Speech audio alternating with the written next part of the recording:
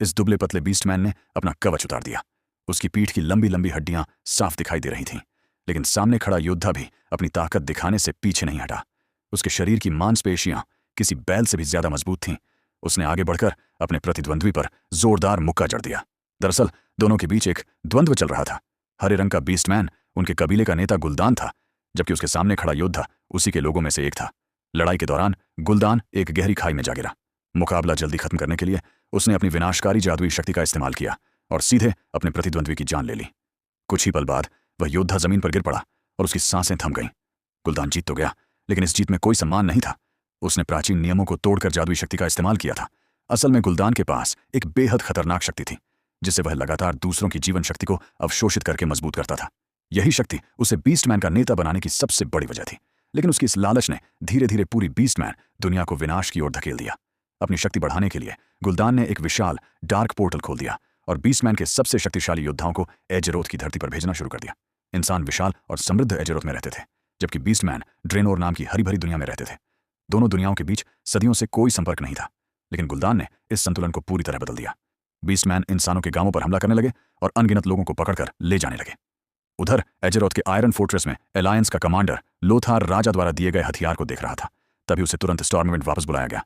Allianz की सेना के एक किले पर हमला हुआ था। पहला जादूगर खड़गर एक सैनिक की लाश लेकर घटनास्थल पर पहुंचा। जांच करने के बाद उसे पता चला कि सैनिक की मौत किसी सामान्य हथियार से नहीं, बल्कि जादू के कारण हुई थी। अब उनके पास केवल एक रास्ता था, गार्डियन मेडिवे के पास जाना। लोथार और खड़गर राजा के पास पहुंचे और पूरी घटना बताई। मेडिवे को बुलाने की शक्ति केवल राजा की अंगूठी में थी। इसके बाद दोनों तुरंत गार्जियन के निवास की ओर रवाना हो गए। जब वे उसके विशाल टावर में पहुंचे तो मेडिवे एक विशाल मूर्ति बनाने में व्यस्त था। लोथार उससे बातचीत कर रहा था। तभी खड़गर को एक अजीब परछाई दिखाई दी। उस परछाई के इशारे पर उसने अपनी बांह पर बने एक निशान का इस्तेमाल किया और एक रहस्यमयी जादुई वस्तु खोज निकाली। उसने उसे छिपा लिया। इसके बाद मेडिवे उन्हें स्टॉर्मविंड के महल में लेकर गया। अगले दिन इंसानों की एक सेना को जंगल में सुराग तलाशने के लिए भेजा गया। वहां उनका सामना घात लगाकर बैठे बीस्टमैन से हो गया। बीस्टमैन ने अचानक हमला कर दिया, लेकिन मेडिवे की शक्ति बेहद ज्यादा थी। उसने अपने जादू से एक विशाल मैजिक सर्कल बनाया और बीस्टमैन को रोक दिया। आखिरकार उन्होंने एक घायल बीस्टमैन को पकड़ लिया। हैरानी की बात यह थी कि वह इंसानों की भाषा बोल सकता था। उस बीस्टमैन ने उन्हें सब कुछ बता दिया और उन्हें अपने कबीले के ठिकाने तक ले गया। वहां इंसानों ने देखा कि बीस्टमैन एक विशाल दरवाजा बना रहे थे। असल में गुलदान अपनी शक्ति बढ़ाने के लिए इंसानों को पकड़वा रहा था और उनकी जीवन शक्ति का इस्तेमाल कर रहा था। उसका मकसद था डार्क पोर्टल को दोबारा खोलना और ज्यादा से ज्यादा बीस्टमैन को इंसानों की दुनिया में लाना। कई सालों से इस फिल्म के सीक्वल का इंतजार किया जा रहा था। इसकी कहानी बीस्टमैन की दुनिया और इंसानों के बीच शुरू होने वाली एक भयानक जंग पर आधारित थी। बीस्टमैन कबीले का एक नेता था, ड्यूरोटन। दूसरी तरफ इंसानों की सेना थी जो अपने राज्य की रक्षा करने के लिए तैयार थी। एक अंधेरी घाटी में इंसानों और बीस्टमैन के बीच पहली बार सहयोग की शुरुआत हुई। ड्यूरोटन ने महसूस किया था कि जहां जहां गुलदान जाता है वहां जीवन खत्म होने लगता है। इस तबाही के पीछे असली जिम्मेदार वही था। लेकिन ड्यूरोटन अकेले गुलदान का सामना नहीं कर सकता था, इसलिए उसने जंगल में मौजूद इंसानों की टीम से संपर्क किया। एक बीस्ट वुमन भी इंसानों के साथ आ गई। ड्यूरोटन लोथार और उसके साथियों को बीस्टमैन के कैंप तक लेकर गया। वहां उसने उन्हें समझाया कि अगर इंसान यह युद्ध जीतना चाहते हैं तो उन्हें बीस्टमैन के एक शक्तिशाली कबीले के साथ गठबंधन करना होगा। यहीं से इंसानों और बीस्टमैन के बीच पहली साझेदारी की शुरुआत हुई। लेकिन तभी कुछ बीस्टमैन घात लगाकर वहां पहुंच गए। उन्हें इस योजना की जानकारी गुलदान के लोगों से मिल चुकी थी। कुछ ही देर में और भी बीस्टमैन वहां पहुंच गए। मेडिवे ने फिर अपनी शक्ति का इस्तेमाल किया और बिजली की एक विशाल दीवार खड़ी कर दी, जिसने बीस्टमैन के हमले को रोक दिया। लेकिन इस हमले में जनरल का बेटा भी उस जादुई दीवार के दूसरी तरफ फंस गया और बीस्टमैन ने उसे मार डाला। इसके बाद घायल मेडिवे को एक झरने के पास लाया गया। तभी उसकी आंखों में अचानक हरी रोशनी चमकने लगी। इसका मतलब साफ था, मेडिवे के अंदर की बुरी शक्ति उसे अपने कब्जे में ले रही थी। खड़गर मदद मांगने के लिए परिषद के पास पहुंचा।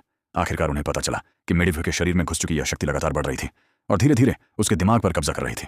कुछ समय बाद मेडिवे पूरी तरह उस बुरी शक्ति के नियंत्रण में आ गया। उसने अपने अनुयायियों की ऊर्जा को भी अवशोषित कर लिया। फिर इंसानी रूप में वापस आने के बाद वह महल पहुंचा और राजा को भ्रमित करने लगा। लेकिन लोथार को अब मेडिवे पर भरोसा नहीं था। उसने उसका विरोध किया, लेकिन राजा ने समझा कि लोथार अपने गुस्से पर काबू नहीं रख पा रहा है, इसलिए उसे जेल में डाल दिया गया।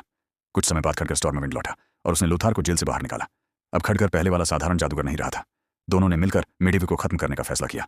दूसरी तरफ ड्यूरोटन भी गुलदान के खिलाफ खड़ा हो गया। ड्यूरोटन ने अपने लोगों को बचाने के लिए गुलदान को खुली चुनौती दी। उसने उसके साथ पारंपरिक द्वंद्व शुरू किया, लेकिन गुलदान ने फिर वही किया। उसने प्राचीन नियमों को तोड़ दिया और अपनी बुरी शक्ति का इस्तेमाल करके ड्यूरोटन को मार डाला। ड्यूरोटन की मौत के बाद उसकी पत्नी अपने नवजात बच्चे को बचाने के लिए भागने लगी। हालात इतने खराब थे कि उसे अपने बच्चे को नदी में बहा देना पड़ा ताकि कम से कम उसका बच्चा बच सके। ड्यूरोटन की मौत ने बीस्टमैन को गुलदान की असली सच्चाई दिखा दी, लेकिन गुलदान इतना शक्तिशाली था कि उसने डर के बल पर बीस्टमैन को अपने लिए लड़ने के लिए मजबूर कर दिया। उधर इंसानों की सेना भी युद्ध के लिए तैयार हो चुकी थी। इंसानों और बीस्टमैन के बीच एक भयंकर युद्ध शुरू हो गया। राजा अपने सैनिकों को लेकर बीस्टमैन के जमावड़े की ओर बढ़ा। उसके आदेश के साथ ही एजेरोथ की रक्षा के लिए निर्णायक युद्ध शुरू हो गया। दूसरी तरफ लोथार और खड़गर मेडिवे के किले तक पहुंच चुके थे, लेकिन तब तक मेडिव पूरी तरह उस बुरी शक्ति के कब्जे में जा चुका था। वह मंत्र पढ़कर डार्क पोर्टल को खोलने की कोशिश कर रहा था और उसके रास्ते से लगातार नए बीस्टमैन इस दुनिया में आ रहे थे। आखिरी वक्त पर लोथार ने जादू की मदद से एक विशाल पत्थर को उठाकर मेडिव पर गिरा दिया और उसे दबा दिया। डार्क पोर्टल बंद हो गया, लेकिन इस दौरान लोथार भी उस बुरी शक्ति के संपर्क में आ गया। वह धीरे धीरे उस शक्ति की चपेट में आने लगा। तभी उसे खड़गड़ द्वारा बताए गए मंत्र की याद आई। एक जबरदस्त विस्फोट हुआ और आखिरकार वह बुरी शक्ति नष्ट हो गई। मेडिव को भी कुछ समय के लिए होश आ गया। उसे एहसास हो गया था कि उसने क्या क्या किया है। अपने जीवन के आखिरी पलों में उसने फिर एक मंत्र पढ़ा और डार्क पोर्टल को दोबारा सक्रिय कर दिया। लेकिन इस बार उसने पोर्टल का रास्ता स्टॉर्मविंड की ओर मोड़ दिया। राजा यह देखकर हैरान रह गया। उसने तुरंत पकड़े गए गांव वालों को पहले सुरक्षित जगह भेजने की कोशिश की और फिर बीस्टमैन को अपनी ओर आकर्षित किया। लेकिन हालात तेजी से बिगड़ गए। मेडिव अपराध बोध के साथ वहां से चला गया। राजा समय पर पीछे नहीं हट सका। बीस्टमैन को बचाने के लिए उसने उससे एक ऐसा फैसला लेने को कहा जिससे वह बीस्टमैन की नजरों में एक नायक बन सके। आखिरकार बीस्टमैन ने भारी मन से राजा की इच्छा पूरी कर दी। उसके बलिदान ने बीस्टमैन के बीच उसे सम्मान दिला दिया। उसी समय लोथार वापस आया। उसने राजा का शव देखा और अंदर से पूरी तरह टूट गया। राजा की मौत ने उसके मन में बीस्टमैन के खिलाफ आखिरी भरोसा भी खत्म कर दिया। उसने तलवार उठाई और बीस्टमैन पर हमला कर दिया। अपने बेटे की मौत और अपने राज्य के विनाश के दर्द ने लोथार को इतना शक्तिशाली बना दिया कि उसने बीस्टमैन को पीछे हटने पर मजबूर कर दिया। गुलदान ने बीस्टमैन को आदेश दिया कि वे लोथार को मार डालें, लेकिन बीस्टमैन की पुरानी परंपरा में विजेता का सम्मान करना जरूरी था, इसलिए उन्होंने लोथार को रास्ता दे दिया। लोथार बीस्टमैन की भीड़ को पार करके राजा के शव के साथ वापस स्टॉर्मविंड लौट गया। वापस पहुंचते ही उसने एजरोथ के सभी लोगों को एकजुट होने का आह्वान किया। अब उनका एक ही लक्ष्य था, गुलदान और उसकी सेना का सामना करना। लेकिन कहानी यहीं खत्म नहीं हुई। फिल्म के अंतिम दृश्य में ड्यूरोटन का नवजात बेटा इंसानों को मिल जाता है। बीस्टमैन की कहानी अभी खत्म नहीं हुई थी। आसमान की दिशा बदल चुकी थी और युद्ध एक नई दिशा में बढ़ चुका था। बीस्टमैन गुलाम नहीं बने थे, असल युद्ध तो अब शुरू हुआ था।